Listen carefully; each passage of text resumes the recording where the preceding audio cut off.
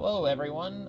This is the Podcast Boys. I am the Comics Kid 2099, and with me is Connor Nielsen. Hey, Connor.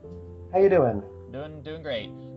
We are here to talk about Twin Peaks, which is a TV series from the early 90s created by David Lynch and Mark Frost. And this is a very interesting TV series. This will be my second time watching the series all the way through, but this was my third time watching the pilot episode. And we will only be talking about the pilot episode today, in today's episode. But we are intending to go through the entire Twin Peaks series, and we will talk about each episode episode by episode. And tonight we'll just be talking about the pilot, and since it is it's twice as long as normal episodes of the series, we may end up be talking about it a lot longer than what we would normally do in this series of podcasts. But who knows where the conversations will go.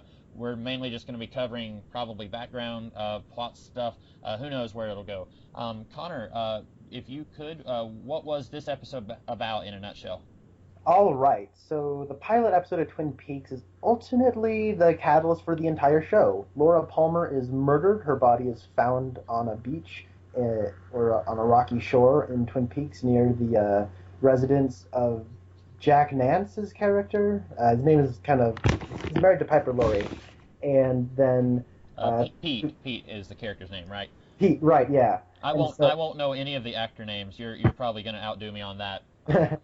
Yeah, well, he's a David Lynch regular. He's a Razorhead. Okay. So, anyways, the sheriff department quickly get a lead on this and are trying to solve the murder of who killed Laura Palmer. And then FBI agent by the name of Dale Cooper enters the show. And from there, we kind of see the eccentricities and strangeness of the supposedly quiet small town. Mm-hmm. Yeah, that's a pretty good synopsis. So what did you think of this episode? So Twin Peaks, right off the bat, you said it was a strange show, and it is. It's pretty weird. And I think ultimately this is a pretty successful introduction. There's a couple of awkward things here and there that I don't think work, having seen most of the show previously. I should probably mention that I tried watching through all this show about a year or so ago, and then I was watching it with my brother, and we got through all the first season and through some of the second season. Then I watched it without him, and I figured out who the killer was, and then I kind of stopped after that, and then I was meaning to go back to it, but I never did, so now I'm just starting over again. Right.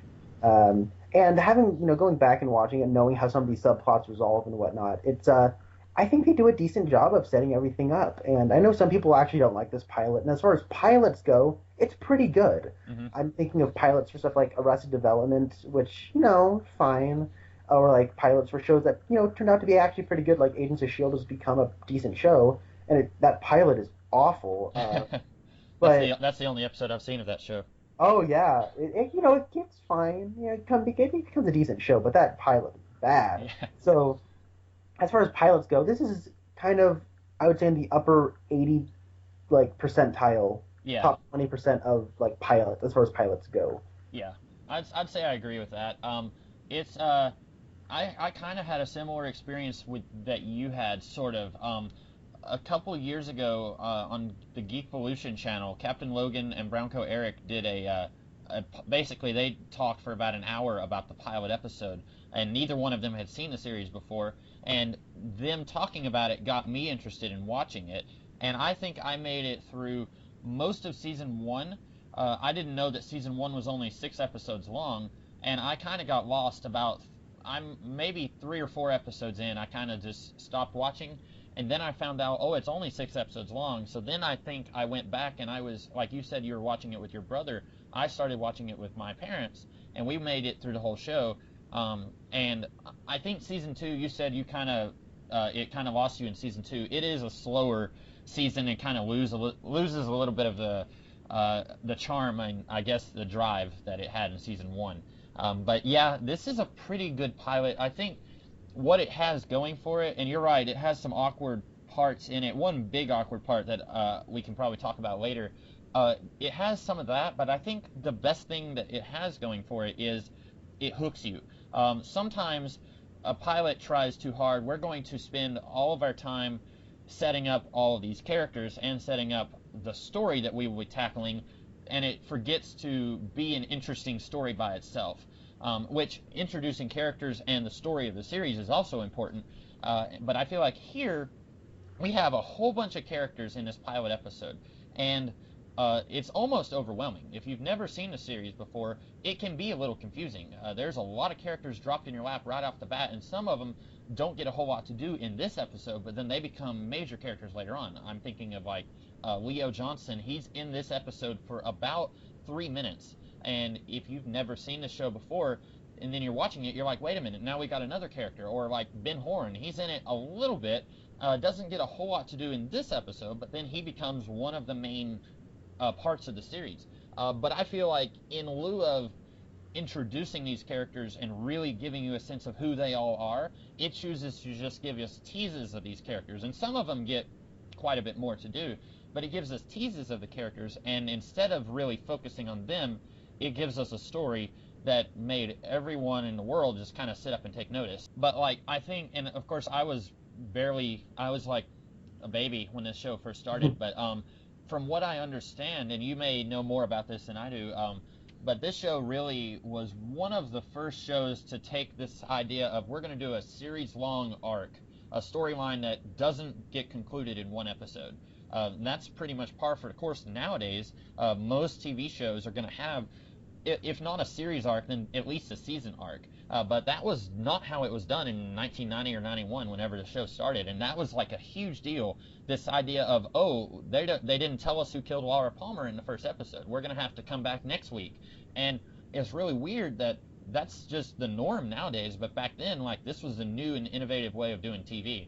Right, and that's actually a pretty nice way of the way I see this show is, in the 80s, what they showed at primetime were soap operas. Yeah. And in a lot of ways, in most ways, I think this show is a soap opera.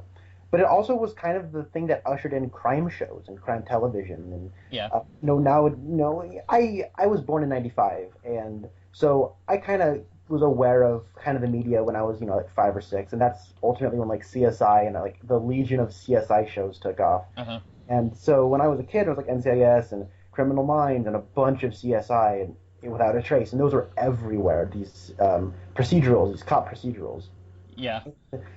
And so I think you can ultimately trace that craze, and of course a bunch of reality shows. But ultimately, as far as serialized entertainment went, I think you could trace a lot of that back to Twin Peaks.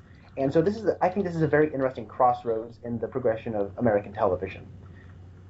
Yeah, and you were saying that there's a lot of crime shows that today that kind of owe themselves to Twin Peaks, not just like CSI and Law and Order, like not just those shows, but there was a TV show on, I want to say BBC, called Broadchurch, that had David Tennant in it, and I didn't watch it, but from what I heard, it sort of takes a similar approach to Twin Peaks does, where there's a murder, and the whole season is spent trying to figure out who did it. Now it's not quite as tonally unique as Twin Peaks, but it kind of follows that same very broad pattern that this show did. And then you've got like the Kevin Bacon show, The Following, I think, which is another show that kind of does that, where it's like you've got an ongoing mystery that I feel like those shows wouldn't exist if we didn't have Twin Peaks.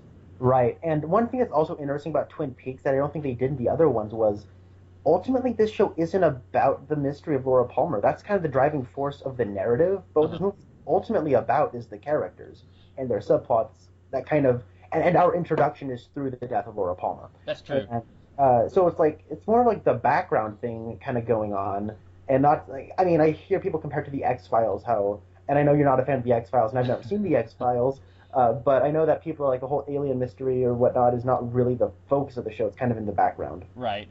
That's a fair point. And I feel like we'll probably get into this a lot more, like in the early part of season 2, and especially in the middle of season 2. I think you're right. The death of Laura Palmer is what gets us into these characters, and then I feel like what they wanted to happen was, once they eventually solved the murder of Laura Palmer, then you're no longer going to care about that because you're already invested in these characters. Right. And I think this was so ahead of its time at that time that people were just like, well, who killed Laura Palmer? They were losing interest, as if like that was the point of the show, and I don't think it was. Exactly. Did you ever watch Lost? I watched Lost when it was on the air. I did. Okay. I feel like we may have a lot of comparisons to Lost also. That's one that I ended up watching all of it after it was off the air, and that's one where when the series first started, it's like the mystery stuff is kind of like 10 to 20% of the charm of the show, but it's not the focus of the show. It's mostly, let's take a look at these characters, who they are on and off the island.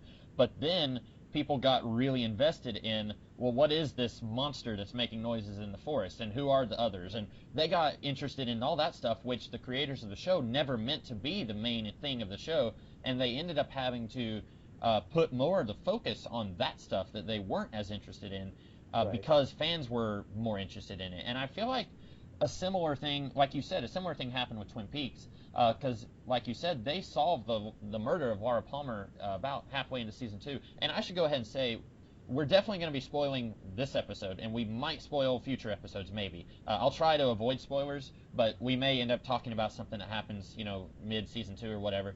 So if you've never seen the show, maybe there's spoilers. We'll try to avoid that. But, I feel like with this show, the main problem was that, although you're right, the murder of Laura Palmer is what gets us into this world and into these characters, I feel like once they solve that, some of these characters I was still interested in what was going on with them, and some of them I started to lose interest really quickly. Like in this season, we get James and Donna, who are Laura's best friends. Laura was having an affair with James, and then as of this episode, Donna and James become an item. And I feel like in season 1, their main thing was, while Dale Cooper and Harry Truman and the police department are trying to solve this murder, they're also investigating it from their end. And they were, I feel like, after, at least in the early parts of season 2, and definitely by the end, it felt like, to me, the people making the show were grasping at something for these characters to do. And especially once the murder was solved, it's like these two characters were kind of flailing about for a purpose to be in the show.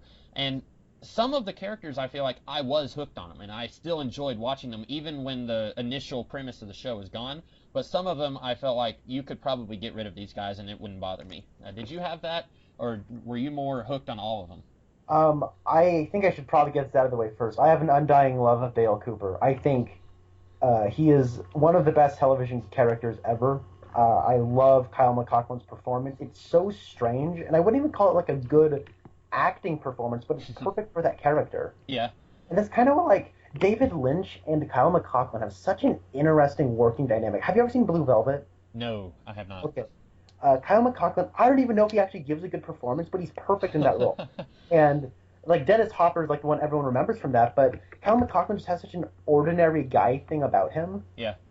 And then, when you call in when you call in like, the FBI and you get this agent, you expect, like, this stoic, stone-cold cliche, but then you get Dale Cooper, and he's just so, like, happy and joyous. Yeah. But he's not annoying about it. Right. Like, he has a fascination with these trees, and it's a bit of a compelling tick. And then he, of course, loves coffee, and, like, that's a bit of the cliche they retain, and I like that. And then, of course, he makes a reference to a character named Albert, who we will later meet, and he is the embodiment of that stone-cold, like, callous cliche. Right. And I love Albert when he comes in because he has to follow up Dale Cooper, and the way they chose to do that was fascinating. But I love Dale Cooper, and as far as the other characters go, I mean, I'm always going to think James is just a whiny baby. Yeah.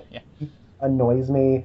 Donna, she's not much far behind. I really like Audrey Horne. I've always thought she's been fascinating. Yeah, yeah. And she's one who, in this episode, it's like, who is this girl? She's weird. What is she doing? And then 5 episodes down the line, it's like, I get it now. I see what they're doing with her. I like her now. But in the first episode, it's like, this is a little strange. I don't understand what she's doing, what they're doing with her.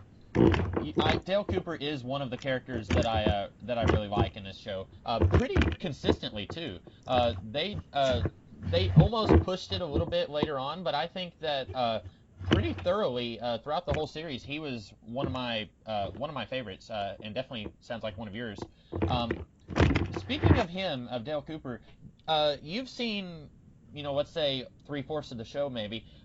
Did you think his performance here was a little different than the character that he had going later on in the show? That's the thing I was actually thinking about earlier. And I'm going to compare this to a far more dramatic example, and that's going to be Barney from How I Met Your Mother. Okay. When that show started, he was like the cool side character that everyone liked. Yeah. And they're like, well, everyone thinks he's funny. We got to make him the man. Then it became the Barney Stinson show, and it became significantly less funny. And I just stopped watching. Yeah, How I Met Your Mother is a great show for 2 seasons, and then yeah. it's not at all for the rest of the running of the show. And so, when it comes to like this, I think a lot of people really got attached to Dale Cooper, and I think they did the smart thing where they went into his character, I think, a little bit more, and he got more screen time as the show goes on. But I think uh, McLaughlin retains a lot of that honesty and that sincerity and that reserved nature that he generally has. He's not shouting and giving these long speeches and whatnot. He's, for the most part, just kind of there to do his job. Uh-huh. And it's funny you mentioned How I Met Your Mother because McLaughlin was a minor character in that show later on. Oh, really? Yeah, he was. He played a character called the Captain. That was his name, and he was an ex-husband of one of Ted's girlfriends. It was pretty funny. I wouldn't suggest going and watching the show because I kind of have a love-hate relationship with that show also. But you should at least look him up on YouTube because he was pretty funny there. But and it would also probably satiate any love you have for McLaughlin because I don't feel like he does a whole lot these days. Is he in Agents of Shield? Yeah, he is. Okay. And he is awesome because he is Kyle MacLachlan. Right.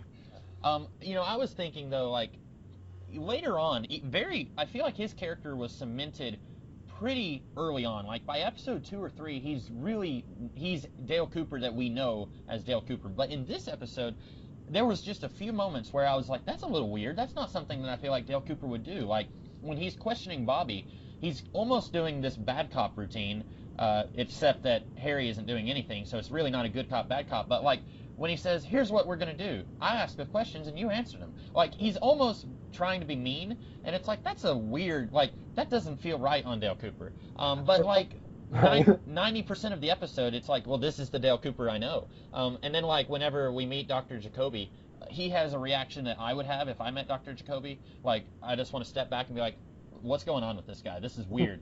But then like throughout the rest of the series, he's a lot more, like you said, jovial about just about everything that he does. But I felt like he almost is starting to slip into that cliched stoic FBI agent just a little bit in this episode, but it's not a deal breaker for me. I still like him in this episode. Yeah. I also want to talk about something that I really like about this, about the show overall, but what I ultimately like about this one episode is that it's one day in the life of this town. Yeah, yeah. It starts at the clear beginning, early morning, and it ends late at night. And I really like that. And I really like how the first while of it, and Dale Cooper isn't in it for at least 25 minutes of this. Yeah, I want to say it's about the half-hour mark when he comes in. And then, but before that, they do a really good job of showing how one murder can really affect the different facets and nooks and crannies of this town, and I really liked that a lot. Uh-huh. Seeing how it's kind of slow, and you're just kind of seeing the trickle-down effect of what this death means, and I really liked that a lot, and it really compels you, and as you said, it really hooks you, and then the investigation starts in the same day, but everyone's still grieving in their own way, and so I really liked the way they did that, and so having a fresh fish come into the pond in Dale Cooper, I think it's like the perfect way to kind of catalyst your story, and it's a great way to introduce your show in the pilot. Right. I felt like that was the awkward thing that I was talking about earlier, was that you said there's a little bit of awkward moments. My big thing was I don't feel like we get him soon enough because he is kind of our entry point into this world. A lot of exposition is delivered to him for our benefit, and I feel like 30 minutes is a really long time to wait for someone who is more or less our protagonist of the show. But I feel like this episode pulls it off okay because, like I said, this episode isn't about introducing you to the characters. It's about introducing you to this story that's going to make you want more. It's going to put you on the edge of your seat, and then you're going to watch the next episode. And so it's okay if it puts it off for half an hour on introducing you to this guy. And I still, every time I watch this episode, like I said, this is like the third time that I've seen the pilot. Every time I watch it, I'm thinking, when is Dale Cooper going to get here? Like, this is, I want to see him talking about Douglas firs and cherry pie. But, yeah, and you were mentioning that this is a small town. This was something that every time I watch this show, I always think it's weird that the sign, I think it's in this episode, the sign says it's like 51,000 people. And then when I watch it, I'm like, this doesn't look like a 51,000 town. They're like, I live in a town of about 35,000, and it feels a lot bigger than what we see in Twin Peaks. But I found out earlier today that actually, apparently, originally their plan was that this town would be a town of 5,000, and then the network said they felt like that was too small, so they had to up it up and make it 50,000. And I thought that was interesting. Oh yeah, because I could have sworn it was like only 20,000, but I just looked it up. It is 51,201. Uh-huh. Yeah. Yeah, and apparently that was a network constraint on the show. Because like there's one part, and we don't have to talk a whole lot about like plot problems that we have unless we feel like that's important. But like in this episode, Bobby finds out that I should mention anyone who's listening who maybe hasn't seen the show. Bobby was Laura Palmer's official boyfriend, but she was sleeping with a few other people. And Bobby finds out that one of the guys she was sleeping with drove a motorcycle. And then he goes and tells his buddy, we need to find somebody who's driving a motorcycle, and that's the guy who we're going to kill, or we're going to get our revenge on. And I was thinking, in a town this small, surely you would know everyone who drove a motorcycle. Like, you would know that you go to school with James Hurley and that he drives a motorcycle. Like, my graduating class in high school was like 450 people. And if any one of those people I went to high school with drove a motorcycle, everyone would have known about it, I feel like. And so, like, that's one of those weird things where it's like, it's not a deal breaker. It's a little strange. It's mildly amusing, especially if you've seen the show multiple times and you want to riff on it a little bit. You can say that's weird, but it's not like it completely takes me out of the episode. I agree. I guess when I talk about I guess we'll now talk about the awkward things. I think there's like eccentric characters that I like, and I think they do well. Like one of my favorite lines is, "Who's that lady with the log?" Oh, we call her Log Lady. That's great. And apparently they actually, to go on a little tangent, apparently there was actually introductions by the Log Lady when they broadcasted it on television. Oh, that's a shame they didn't include that on Netflix. Yes, but so if you get like the Twin Peaks, the entire mystery Blu-ray collection, they actually come included on that. Oh, okay. And I really want to get that now. Yeah. And so yeah, I mean you have funny little eccentric characters like the Log Lady. You have Big Ed's wife who wears an eye patch and has this fixation on drapes. Yeah. I think that's a little endearing. It gets kind of annoying in later episodes, but here it's kind of endearing. But then you have stuff like Donna's sister, who I thought was mentally handicapped. Oh, the poetry girl? Yeah. Who I should mention completely disappears after this episode. I was gonna say she's absent later, and it's like I thought she was mentally handicapped, but then that was right after we actually met Audrey Horne's brother, who is mentally handicapped. That's right, yeah. And so I thought maybe they had a connection there for a second, but then I realized, oh, she's supposed to be normal, but she talks is just so strange, and the way the actress phrases things is strange, and what she's saying is just so weird to the point. And it's it is David Lynch. Sometimes some of his characters just talk very weird. I feel like most of the characters in this show are pretty normal. They may do strange things like I can't think of her name, but Ed's wife, Nadine. It's Nadine, right? Yes. Nadine, you mentioned her fascination with drapes. Like, that's a strange thing, but she more or less talks normal. Like, she's not talking and you're like, what's going on? And like you said, like, that girl, she's a poet. She's playing around with flowery poetry and stuff. And I mentioned she's completely gone after this episode. I think she might show up once more. And what's really weird is I don't know if you saw this episode, but there was an episode in season 2 where Donna has another sister who was only in one episode, and then they don't bring her back either. And she was another David Lynch regular. Did you see the movie Dune? No, I didn't. Okay. I read the novel Dune a couple years ago, and then I watched the movie, and Kyle MacLachlan is in it. He plays the main character. And then that girl who played Donna's other sister, she was like a toddler when Dune was being made, and she was in it. And the guy who you mentioned who was in Eraserhead, he was in Dune. But I think that's the only other David Lynch thing I've seen other than Twin Peaks. So I'll probably every now and then I'll bring that up again. Big Ed, he was in Dune. If you're a fan of a lot of these actors, Dune is something you need to watch just because a lot of them show up there and you're like, oh, that's weird. He looks different here.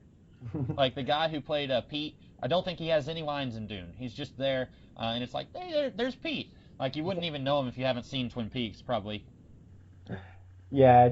Also, another regular is Leo. That guy, Uh-huh. plays Leo. He's like a jolly, happy guy, but Oh. and he has such a baby face. So when he's like this big, abusive jerk, it's Uh-huh. kind of funny. Since I know, apparently he's a really sweet guy. Right. So um, he's also a David Lynch regular. Hmm. Yeah, and he's one who doesn't get a lot to do in this episode. They mainly are just like kind of throwing him out there. And there's a lot of that going on here. Like, you get a little bit of Norma, you get a taste of, oh, she's having an affair with Ed, and then they mention that she has a husband in jail, and that'll come up later. But, like, I feel like it does a pretty okay job of just kind of, it gives you a small taste of everybody, but it doesn't give you a whole lot of anybody, except maybe Donna, Donna and Dale Cooper. Bobby, I would say those characters are pretty heavily focused on here because you need somebody to kind of focus on just to give them a sense of continuity, if you will. Yeah. I want to talk about Bobby for a second Yeah, because um, this guy's so weird. yeah, I mean, you could say that about everyone, but so I get that Lynch is going, or Lynch and Frost are going for what I assume is a. I mean, so it's a bit of a soap opera. So everyone's screwing everybody, yeah. and everyone's having an affair, and everyone's got these layers that they got to peel back. And but Bobby is. How did this guy become popular at his school?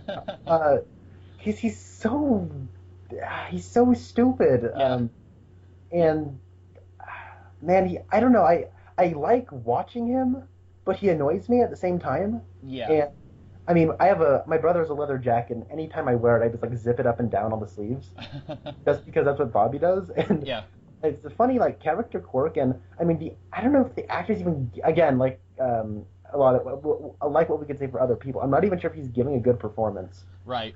Um, And it's hard to tell. Like with him, I don't think I've seen him in anything else before, so I don't know if he's doing a good performance or if he's just kind of goofing off and having a good time. yeah, Like you said, it's weird. You know how you mentioned that Dale Cooper is the exact opposite of the stoic FBI archetype?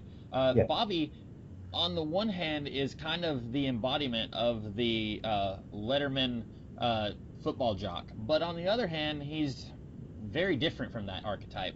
right, Like he does weird things, not weird like Donna's sister or the Log Lady weird, but like when he's leaving the R&R diner and he puts in a song on the jukebox and he says he's play flirting with Norma, and then he says, "This song's for you, baby," or something like that. And it's this weird music, like you would expect in yeah, like Apocalypse Now, or something. And then he's when he comes into the school and everyone's telling him the sheriff is here, he wants to talk to you, and he's like, sort of play running to the library to talk to the cops. Like you're right. It's almost like if you want to see his progression in high school, like how did he get to this point where he's the star quarterback or whatever he is. yeah. And his dad seems like a perfectly respectful guy. Why does he hate his dad so much? Yeah, yeah, Always boggles my mind. His dad is very reserved, and very kind, and very, hey man, if you ever need a sympathetic ear, I'll be right here. Why do? yeah. Who says I need a sympathy ear, idiot? And then he leaves. Yeah. And yeah, have you ever seen Breaking Bad? One episode. Oh, That's one I need to. Everyone will hear this and they want to stone me. I've seen one and I want to watch more and I just haven't gotten around to it. there's an actor in season 5. The actor's name is Jesse Plemons. He looks like Matt Damon. Yeah. So I've heard everyone of calls it. him Meth Damon, Yeah. and Bobby's friend looks just like him, and I couldn't stop laughing anytime he was on screen because it Yeah. looks like Jesse Plemons. And And he's a character, not Meth Damon, but what's his face, Mike. He's the one who kind of just disappears, isn't he? Like I don't know. eventually, Yeah, like he's more present in this season, and then once you get into season 2, of course that's when they really start piling on a bunch of new characters. Mike just like completely disappears until I don't know how far you got, but the very end of season 2 they bring him back, and it's a weird minor subplot that's just kind of it's silly. I won't mention it here, but they do bring him back, but he feels like if you watch this episode, you would probably, if you've never seen the rest of the series, you would probably think that he's more important than what he is. Um, yeah, and he had a funny line, I thought. you were talking about the funny line with the log lady. Whenever he's looking for Donna, and I should mention for anyone who's never seen the show, Mike is Bobby's best friend, and he is dating Donna as of this episode. And Donna is Laura's best friend. Right, right. And he's at Donna's house looking for Donna, and Mike is, Mike is up at the front door talking to Donna's dad, who's the town doctor, and then Bobby is standing on the car, like surfing, and Donna's dad says, "You boys haven't been drinking, have you?" And he says, "Well, we're all pretty shook up, but Bobby's been doing most of the driving." And I'm thinking, what? You don't say that. He's the one who looks drunk. Like, you at least look sober. And then, I guess, off-screen, Donna breaks up with Mike. Like, we find out later that they're not dating. Like, she's officially dating James later on. But that's something that I always found it a little weird. Like, we don't get just a quick, you and I are finished. Like, it's just, off-screen, they kind of break up, and there's no more said about that. Yeah. You were mentioning that you like some of the lines, like, we call her the log lady. There's another good line about her, and it's like the second or third episode. It's pretty early on, where Dale says, "Can I try talking to her?" And Harry says, "Many have tried." Or no, he says, "Can I talk to her?" And he said, "Many have tried." And then she says, "You wanted to talk to me? My log has the answers," or something like that. And then she says, "Go ahead, ask it." And they're just all stunned, and she says, "I didn't think so," and just walks away. Also, this is a little, I guess, Easter egg for later on in the series. You mentioned that in this episode, Dale says, "Send this to Albert. Don't send it to Sam. Albert will be a little bit more on the ball." And then later in this season, we get to see Albert come in, and he's, exactly what you'd expect out of an FBI agent archetype. Sam is a character who appears in the Fire Walk With Me prequel. And he is played by Keith Sutherland. Weird. So, like, in Fire Walk With Me, I can't wait for us to talk about it, because I've got so many mixed feelings on it. Like, if we feel like the series is weird, Fire Walk With Me takes it to, like, a whole new level. Like, it's crazy. I've never seen Fire Walk With Me. I wound up, I work at a thrift store, basically, and it came in and was donated in, and I got it for $1, and, like, I figured there was... I don't have the rest of the series on DVD. I just have the movie, but I enjoyed it for that anyway. All right. Go ahead. Oh, I just wanted to talk very briefly about the music, because the music's, it's interesting. There's only like 2 or 3 musical cues, and they repeat them quite often, and eventually it gets kind of monotonous. But here in this first episode, I think it kind of works. I like that jazzy with the snapping. Yeah. And then there's that David Lynch synth drone music, and because apparently David Lynch writes music for all of his movies or something like that. And that makes sense. I'm not sure if that is true, that he does that, but he seems like the kind of guy who wants to be involved with every step of making a film or TV show.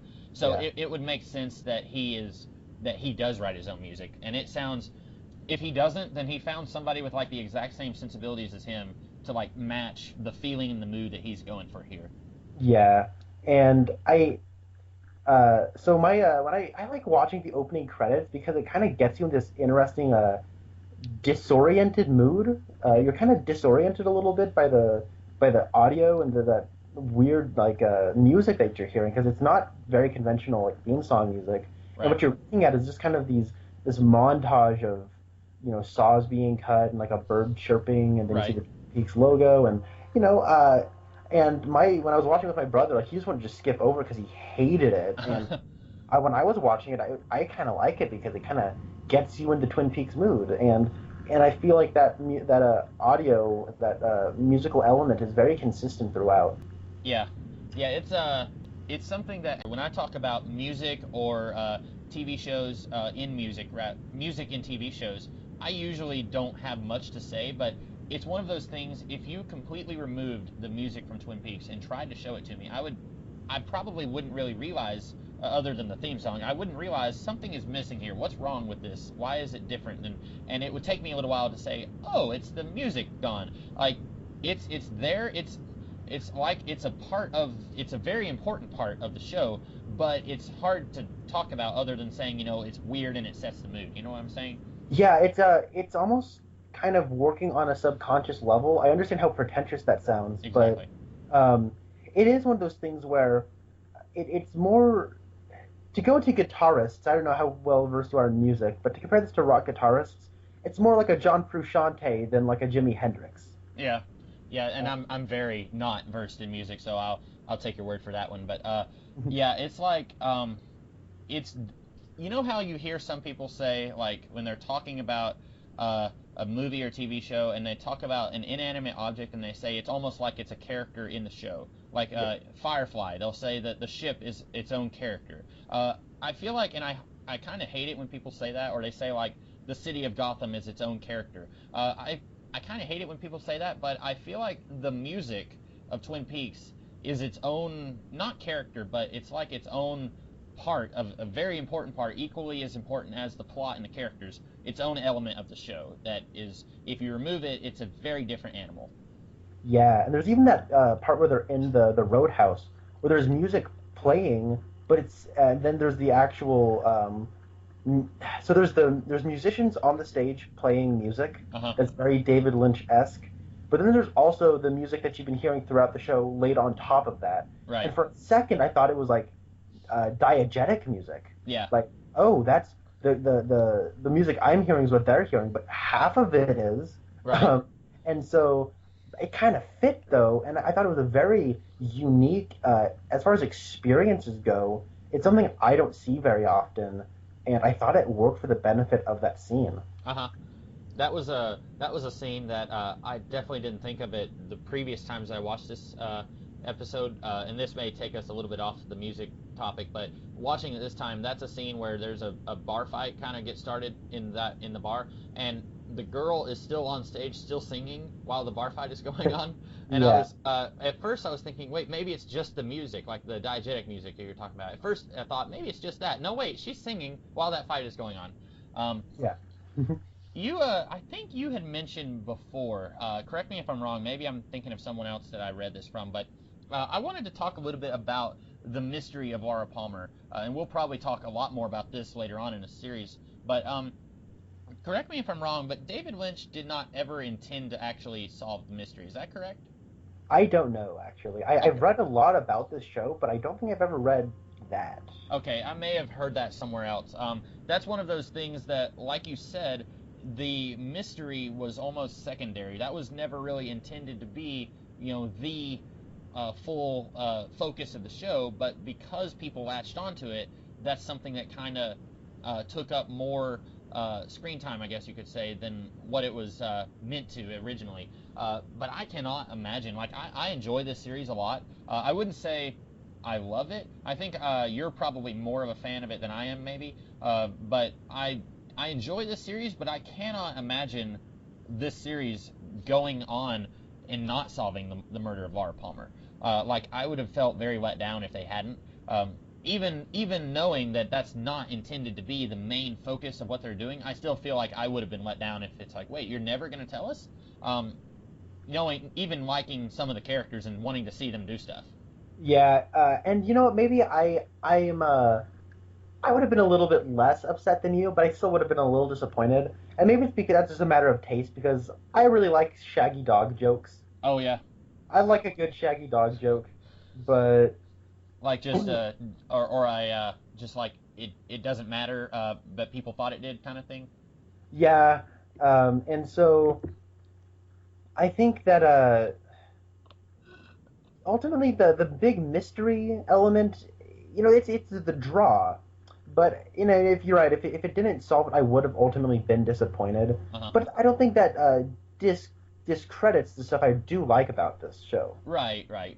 I mean, what I wanted I didn't really get, but what I didn't want, it turns out I really liked that too. So So we'll definitely have to talk about that later on in this series of podcasts. Because I'm curious what your thoughts were when they finally did get around to. You were saying you stopped watching once you found out who killed her. I watched like an episode and a half afterwards, and yeah, but I do know who killed her, Right. and it's a very shocking reveal. Yeah. And that was one that I think I knew before I even started before I even watched it the first time. I think my parents had told me about this show years ago. They were saying, there's this show, and it might have even been I was telling them about Lost or something like that. And then they said, well, this sounds a little bit like Twin Peaks, and they were trying to explain it to me, and they were saying there's a movie, and there's this murder, and there's no way you can explain Twin Peaks to somebody unless they get a taste of it. Like, it's very hard to explain it and sum it up. But they were saying, and then they wound up, I think they told me, because I probably asked, I said, well, who killed her? Who killed the girl? And then they told me, and so I knew about that going in. So for me, every time that I watched this show, up until the reveal, I guess around the second half of, or the middle of season 2, I was more trying to pay attention to, does the reveal that I know is coming, does it make sense with what we're seeing spread out, scattered throughout the show? So I was more paying attention to, is it going to work with what we're being fed now? So I guess I was paying attention to it from a different perspective. Right, and I should probably mention that I thought this was a movie for the longest time. Hmm. I knew this was a project that David Lynch was attached to, and like, oh, David Lynch, he did Eraserhead and Blue Velvet and Twin Peaks. So I always thought Twin Peaks was just a movie. Right. And so, and then I saw it was a TV show, and I was like, TV show is much. So then, it actually took me a while to like actually. So, and then I found out that there was a prequel movie, and I was like, okay, maybe that's what I was thinking of. But, Right. And I should probably say that the also included on that the Complete Mystery Blu-ray set, there's like 7 or 8 or 10 minutes or something like that that you can watch added to this episode, to this pilot episode. Yeah. Then it would act as its own individual film, Really? separate, like as a separate entity from the rest. So I don't know if they solved the mystery, but like they filmed like all this extra footage to act as this one pilot to be a movie in and of itself. And I think they actually broadcasted it to European audiences. I don't think it was ever shown in America. Yeah, that's what I had heard, that the European release of this episode was different than the American release, but I didn't know how different or how much more there was to it. And I've never seen the European release. I just watched this I don't know about you. I watched this episode on Netflix. Too. And they just have the American release there. So have you seen the 10 minutes that's on the European release? No, I haven't. I really want to get that Blu-ray set, darn it, but Yeah, you're selling me on it. You're making me wish I had a Blu-ray player. I have a Blu-ray player and I have all the equipment, but it's just too much money right now. I'm like, Right, yeah. I'll be asking for it for Christmas because tis the season. Uh-huh. Yeah, this is it's one of those things, like, this is a show that, you see sometimes where it's like such and such, the complete series on DVD or Blu-ray, and you're thinking, well, I don't need the complete series, like, I just want 1 or 2 seasons. This is one that you really want the whole show. If you want to experience it, the whole story, you don't want just season 1 or just season 2, and it wouldn't work just one season by itself. Right. A while back, I reviewed this series on my channel, and after finishing season 1, I said, well, I can't just review that one season. I have to watch the whole thing and just kind of do a big video about the whole thing. But this is, you hear sometimes in comic books about people who write stories for the trade, where they're writing single issues, but they're really intending for those single issues to be read 6 at a time. I feel like this is a TV series that's written for the DVD release, even though, that was still 15 years before DVDs were a huge thing. Like, it's written and made to be consumed as one giant, 40-hour story. And there's, especially once we get into season 2, there's fluff there that could be cut out to make this story more economical. But really, it's impressive just how they kept this story going for a pretty long time, and how much of it feels natural and organic from what starts here. Yeah, that's an interesting thing, and I also think, since you mentioned we're ways away from like home release of television shows, what a way to challenge your audience, and to respect your audience, to like, hey, we're gonna do this, and the audience latched onto it. And I have a high respect for Frost and Lynch for doing. Speaking of Frost and Lynch, I had a friend was telling me about this, and he was saying that, and we probably don't want to talk too much about like the supernatural elements just yet, because they're really not present in this episode, but he was saying that one of them, and I wish I could remember which one, I think he was saying that David Lynch was more into the supernatural stuff, and Frost was more into like the soap opera-y, more air quotes realistic stuff that was going on. I might have that backwards, but they both while this is definitely a combined collaboration. Like, this show would be very different if it was just David Lynch's Twin Peaks, and it would be very different if it was just Mark Frost.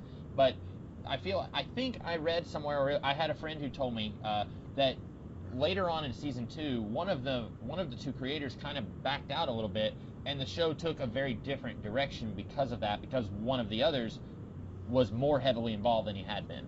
Right. I think it was actually Mark Frost because David Lynch is the one coming back for the revival on Showtime. Yeah, which I'm interested in watching that show. I don't know what it's going to be like. It's been, it doesn't seem like it's been that long since this show aired, but it's been over 20 years, right? Or almost 20 years. 5 years. Yeah. Yeah, that's right, because later on in the series, when Dale is having one of his hallucinations, Laura's ghost says, "I'll see you in 25 years." That's right. But the supernatural stuff is something that we'll definitely want to talk about later on, and that's something that I guess I'll ask you now. Were you a fan of the supernatural elements, or were you more of a fan of the air quotes grounded stuff? I like the balance. And not to give anything away about the first episode of the second season, but those first 15 minutes are awful. I hate those first 15 minutes of season 2. Yeah. And I really like the grounded stuff, but it also does tend to sway more soapy. Yeah. And less serious. Yeah, and I should say, when we say grounded, we mean that in a very loose way, because grounded for this show is very like you said, it's a soap opera, but it's also not a soap opera. Like, it's a parody of soap operas, especially we get later on in the series, and several characters are watching a soap opera called Invitation to Love. So, like, it's taking and embracing soap opera elements, but it's also making fun of those elements, and it's doing different things. It's like a soap opera on a really high budget that does things that no other soap opera has done, I guess is the best way to say it. Yeah, this is definitely Lynch's style of parody. Again, you haven't seen Blue Velvet, but there is so much parody of the urban lifestyle in that, or suburban lifestyle. Right. And so when it comes to like those grounded elements, I think that at times it takes itself a little too seriously. Yeah. Especially with like Donna and James talking at the end. It's like they're asking us to believe a little too much in these characters we barely know. Right. It's almost as if like that had been built up for several seasons and it wasn't. Right. But at the same time, I think there's a handful of really good lines in this, and more than half of them come from Dale when he enters. Yeah. I love the line, "Want to know why I'm whittling?" Yeah. "Okay, I'll bite again. Why are you whittling?" "Because that's what you do in a town where a yellow light still means slow down instead of speed up." Right. And of course that's reflected visually in the cinematography through the traffic light. Traffic light. Yeah. Yeah, and that's one of those things. If you don't have a patience for the weird and unusual stuff showing up in movies and TV shows, you may not want to watch Twin Peaks. Like, you may be watching it and you're like, okay, why is a traffic light swinging in the air here? Or why are we lingering on the ceiling fan at the Palmer household? Like, it's stuff that probably means something, and like you said, like, that connects to Dale's line about whittling. It probably means something, but most of the time it's going over my head. It doesn't bother me that, like, you linger on the ceiling fan or you linger on a traffic light. That didn't bother me. And now, if it had been much longer, I might have said, okay, this is getting old. But it wasn't something that really took me out of the episode. But I feel like some people might they might take issue with it. Right. And it is, in a loose sense, parental. This is a very good introduction to David Lynch, I feel. It's not as surreal as his other projects, but when you talk about that lingering shot on the ceiling fan, the way the light is framed gives off the image of an eyeball watching everything. Really? I'll have to go back and look at that. I didn't catch that. That's what I took from it. The way that light is framed, right? The light is right below the fan part, or right above it. I guess below because it's a light, but yeah. And then so when she's like, someone's up there, you can tell just by this, that's not aura of that type of sounds, and it just has this very eerie. The way that one shot is of the way the stairs go up, Yeah. with that low angle that looks up at the fan, but you also see the doors being opened and closed. It's a very eerie shot because it's a low angle, and low angles tell us that we are being imposed upon. And then what is framed above, what is ultimately looking down on us, is that eye of the fan. Right. So, And you're probably right. That's probably what that scene means and what that lingering shot means. I'm more of a story guy. I can tell you, okay, I feel like they waited too long to introduce Dale Cooper, or I feel like this character works for me, but this character doesn't. Like you said, Donna and James, it feels like they're working with tension that's been building up for years, and that they're trying to sell it to us. I can give you stuff like that, but like cinematography and like film language, that's usually out of my forte.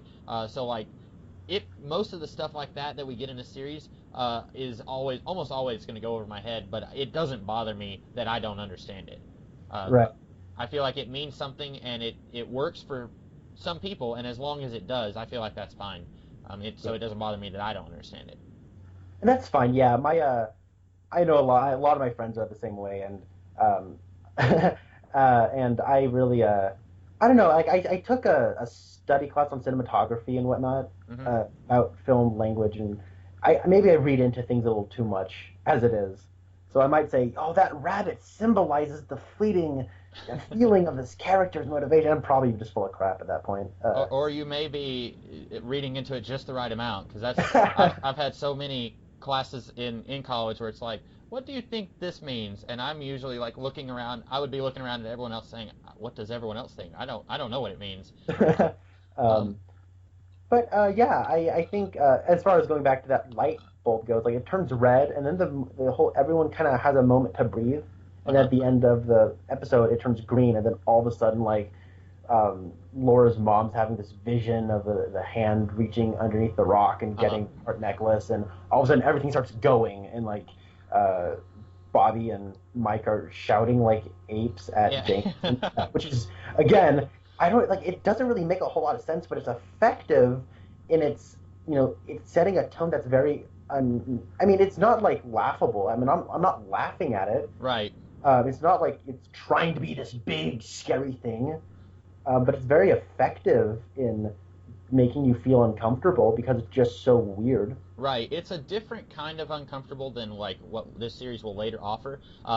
I don't remember which episode it is where we first get to see. This is a spoiler for later on. When we first get to see the demon Bob, when we first see him, like that's a very uncomfortable, very eerie scene. When Oh, Mrs. Palmer sees him, that's like, ugh, like you want to look away when you know it's coming. It's a different kind of uncomfortable than what we have here. But like, if I was in that jail and then those two guys start barking at me, I would be freaked out. Like but it's a different kind of scary, you know? yeah. I again, when you talk about Bob, I should probably tell this story. I was watching Twin Peaks when I had a job where I had to be at work at 2 in the morning, Uh huh. and so what would happen was I would sometimes just stay up late and then go to work and then sleep when I got off work. And so what I would do is before I'd go to work, I'd watch Twin Peaks and Spawnier. But what happened was when I would watch Twin Peaks, I saw that dream sequence and it freaked me out so much, and I had to like walk out of my house through the darkness and downstairs and everything. And movies don't scare me. Like TV stuff, it's very difficult to scare me. And I was so freaked out. Like I turned on all the lights, and I was like looking behind me, and I was like, right before I got in my car, I made sure no one was in the back of my car. And Yeah. it genuinely disturbed me. Oh yeah, it's messed up. Apparently, well, we can talk about more about him whenever he shows up. Do you know, is he show up in the next episode, or is it a couple episodes down the line? It's either episode 2 or 3 where they have the big dream That's sequence. what I was thinking. Apparently, the girl who plays Ronette Pulaski, she's another one. She's in this episode, and I think she's in maybe two more in the series, and then she's in the prequel. But she apparently in real life was talking to David Lynch, and she saw that guy who in real life was like a cameraman or a key grip or something. And she said, "Who's he? He's kind of scary." And then David Lynch right then decided he's the big villain of our show, or something like that. Um, and then like later on, and I'll probably mention this again in the episode where he first shows up, but apparently they were about to shoot the scene, and they were going to be shooting it shooting Mrs. Palmer, and for some reason he was stuck in the room where they were going to be shooting the scene, and so he just kind of stood there, and you could see his reflection in a mirror. And then later, I guess they decided, no, we're going to work that into the show. Like at first it was a mistake, like we didn't mean to get his reflection in that shot, but now we're going to work him in, and he becomes like this huge part of the show. That's awesome. Yeah. I guess we should probably talk about the whole mystery element and what we think of the mystery thus far. Yeah. What do we know thus far? Let's see. We know that Laura and Ronette. Ronette is this girl who's walking on the train tracks the day after Laura Palmer's body is discovered. It's no, it's not the day after. It's the same day. You're right. She's walking down the train tracks, and both of them have been sexually abused. Laura is dead. One of them had a letter, a little tiny letter written on paper shoved up her fingernail. I think it was Ronette. It's like the letter R or something. It was Laura. They didn't find the piece of paper in Ronette because I guess she was still alive. That was my takeaway. Okay, yeah. No, that part where they're reaching in Laura's fingernail. Oh, yeah. Where he's shoving the tweezers up, and that's another one where I just had to look away. Oh, man, yeah. It makes my hands feel, yeah. But what we know, we don't know much. We know that, we do get a sense of Laura led two very different lives. And that's something that becomes a huge part of the series, like the idea of duality. Like Laura led this, she's the girl next door. We later find out that she started the Meals on Wheels program, and she was a tutor for Audrey's brother. And like does all these things where it's like there's nothing wrong with that girl. She's a perfect girl. But then she's also involved with like at least 2 or 3 guys, possibly, and she's like doing all this really messed up stuff, and we get a more of a sense of that later on. But that whole idea of duality is introduced here through her, and we get it a little bit with other characters too, but it's mainly, I think, through the lens of Laura. But as far as what we know, we really don't know much at this point. There's a mystery author. I don't know who it was. It might have been Raymond Chandler, but one of the mystery writers from like the 30s or 40s said that you have to, when you're doing a mystery, you have to plant enough clues throughout the story so that when you finally do the reveal, the audience can go back and look at the clues, and then they can slap their forehead and say, I can't believe that I didn't figure this out before you revealed it to me. And that's, whoever it was who said that's the mark of a good mystery story, where you can fool them, you can do the reveal, and they don't realize, oh, that's who it is, but then when they go back, they say, yes, it all makes sense now. Do you think that Twin Peaks follows that, or do you think that it kind of cheats a little bit?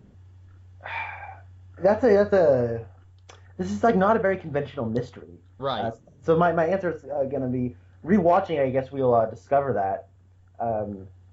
I guess my answer right now is a big question mark. I'm not sure yet, but I will say that this does include the supernatural, and as far as and I don't feel this show Deus Ex Machina's it. No, I don't think it does. Not really. It plants enough of, it's like you said, it's not a conventional mystery, and if you just watched this first episode, you wouldn't have any clue that there's anything supernatural. So at this point, if you tried to say, I'm going to try and solve this, then you might feel a little cheated 2 or 3 episodes down the line when Dale starts talking about Tibetan mystics, and they're talking about this evil force in this town. You might feel like, wait a minute, this is kind of like they're going to say, an evil wizard did it or something like that. Like they're just going to pull something out of thin air. But they don't do that. I feel like, and this is something we can talk about more later on, but they play fair with it within the realm of this world. The mystical element has an internal logic. Yes, exactly. That decides to the town. Right. It's at first when it's like we're going to introduce magic and we're going to, there's this entire other world beneath Twin Peaks. At first you might be thinking, hold on now, is this going to get really weird? But then they play with it in such a way where they're not getting crazy with it. There is a set of rules to the magic and the supernatural in this world. So I do think that once they've finally said, okay, there is going to be a supernatural element, once they do that, then I think it works out. But that's one of those things that if you just watch the pilot episode, you might wish that they had indicated that there was more of a supernatural element earlier on, and that's just something that they probably didn't know, since that whole thing with Bob being in the room was an accident, and then they decided to make him a ghost. Like, they probably didn't know they were going to do a supernatural thing at this point, and that's where I'm kind of not sure if David Lynch and Mark Frost even intended to tell us who killed Wara. I'm curious if they did. I have a feeling that that was something that they just wanted to kind of drag the audience along, and that they probably, this is something I should look up, but they probably were kind of backed into a corner, and the network and audiences were like, you really need to tell us who killed Wara Palmer. But I would say that if they knew when they were doing this episode that they were going to take it in such a supernatural direction, if they had indicated that a little bit more in this episode, I probably would have been happier. You know what I'm saying? Yeah, I do. I think it might have been a little bit more intentional than what you were thinking, because the one-armed man is in this episode. That's right. That's right. I forgot about that. And that's another one of the things. If you watch this episode and you haven't seen any of the other show, you might say, is he supposed to be important, or is he just like a like Alfred Hitchcock, being in, or like, is he like somebody that David Lynch just threw in there to like throw us off? You're right. He is in there, and I'd actually forgotten about that. I think that having seen the show, I feel like the way things develop are too natural, and the roadmap is just too precise. Uh-huh.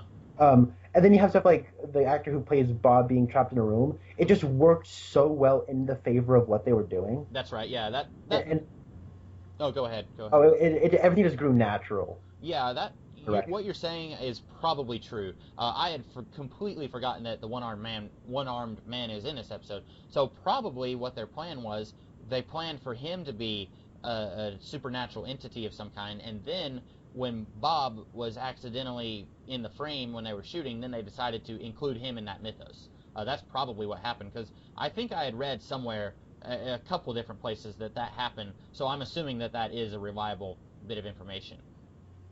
Yeah. Was there anything else you wanted to tackle before we logged off for this episode? I'm not. I should probably say I am a huge fan of the character Hawk. Oh yeah. He gets the Chewbacca award of unimportant character that I love. Right. I think he's awesome. And for no real reason, anytime I was watching this with my brother, anytime Hawk would just do something, we just go, God bless you, Hawk, and salute him. Because there's something about him, I don't know, I just really like him, and I gotta just mention that up front. I love Hawk. And I really like these characters, and it's a solid start. I wouldn't go as far as to say this is like a great episode. Uh-huh. But as far as pilots go, it's a solid pilot. Yeah. You were talking about Hawk. My dad, when I was watching this show with him, he said, the only character in this show you can trust is Hawk. And I thought, that's probably true. And there was a few others, because I hadn't seen all of season 2. I was like, well, what about this character and this character? He's like, nope, just Hawk. I was like, yeah, that's... and that guy, he was in one episode of The X-Files. He played a cop, and he was in this show called Roswell, which I watched just the first episode, and I couldn't stand that episode, so I didn't want to watch anymore. But he was in that show too, which was like 15 years after this, and he's always playing a cop. In all three of those things, he's a cop, and it's like, did he just keep his uniform from Twin Peaks? And, yeah, I like Hawk. And it's hard to remember all the characters and remember, like, I liked, like you mentioned Bobby, you kind of like him, but he's also kind of weird. Bobby, I'm of two minds. Like, sometimes I just, like, get off the screen, let someone else get on screen. But then sometimes I'm like, oh, this is kind of neat what they're doing with him. Yeah. I like Ed. I've always liked Ed in the show. But yeah. There was one more thing I wanted to mention. You mentioned when Laura's mom is having the vision and the hand is grabbing the heart necklace that James and Donna buried. What did you think, and this may be verging into spoilers for later on in this season, what did you think of that? The person, do we want to say who it was who grabbed the necklace, or do we want to wait and talk about that when it's revealed? I want to talk about that when it's revealed. Okay, all right. I feel like that'd be an important part of that episode. Yeah, that's something that I feel like needs to be discussed, and I just wanted to bring it up now, but we can talk about that more in depth later. I don't think I have anything else. So you said you didn't have anything else, or? I think this show has very beautiful women in it. Yeah? I just want to say that Shelley, I love her too. Um, Norma, what a woman. Yeah. So I guess that'll leave it. Um, have you ever watched the TV show Longmire? No, I haven't. It's a it's like a modern day western. And it's set in like Arizona or something. I think it's on Netflix. I believe the lady who plays Shelley was in that show. And it's like a fairly new show. Like they just did a new season like earlier this year. I think that lady was in Longmire, and I was like in and out of the room. My parents were watching it, and then they said that woman right there, she played Shelley, and I was like, no, she didn't. She looks totally different. But I mean, like I could probably, if I looked at side by side pictures, I'd be like, oh yeah, that is her. You're right. Yes, a lot of beautiful women here. Um, uh, Speaking of aging, Kyle MacLachlan just has a little bit of gray in his hair, but for the most part, he looks identical. uh-huh. And then, what's his name? The guy who plays Harry. What's the actor's name? I do not know. That guy looks completely different. Oh, he does. He's I aged up 50 years or something. He looks old. I haven't seen him in anything else. I don't think. Is he still acting? I don't know. I know Ray Wise is still acting. Yeah. He was in The Lazarus Effect, which was a TV movie that, I mean, it's a movie that was in theaters, but it looked like it was in TV. And Ray Wise showed up, and he looks exactly the same as he does here. Yeah, he was he was in that TV show Dollhouse that Joss Whedon did. He was in a few episodes of it, and that was actually where I first saw him. And I remember when I was watching that, he wasn't in a lot of episodes, and I was like, I like this guy. I want to see him in more stuff. Um, yeah, he's some of these characters have aged really well, and some of them it's like, ooh, like you mentioned Kyle MacLachlan, he has almost like in this series like jet black hair, Yeah. and now like in the present day it's like almost completely gray. But in one of the later episodes in this season, we get to see this series, I guess, paints him up to look older, like what he's going to look like in 25 years. And it's Yeah. like, oh, sorry, no. Like, it's kind of like the opposite of Back to the Future 2, where they made Michael J. Fox look extremely old. Like, here, it's like he still looks more or less the same, just his skin is a little wrinkly. And it's like, no, sorry, Kyle, he looks a little older than that now. Um, Yeah. Now that we're having a revival, we get to really see what they look like in 25 years. right. I'm really looking forward to us talking about that when we find out more information about that revival, because it's in 2000. It's going to be 2017, right? Either 16 or 17. It's Okay, coming. because I don't think we know very much about it. I know that there's still some characters who's like, are they going to appear? Are they not? Like I don't know very much about it at all. So I'm very much looking forward to like when we get that first like 10-second trailer for the revival, us talking about that. Um, Yeah. But if we don't have anything else, I guess we can go ahead and end the podcast. If you guys listening have any comments, we may it may take us a few episodes to address any comments that you leave, because I'm kind of hoping this may be showing our hand a little too much. I'm kind of hoping we can record a few episodes in advance before we start posting these. But if you have anything you wanted to add, you wanted to correct us on anything, or tell us you love the podcast, we'd love to hear your comments. And that's all from us. We are the Podcast Boys. I'm the Comics Kid 2099. And I am Connor Nielsen. Alrighty, and we will see you guys next week.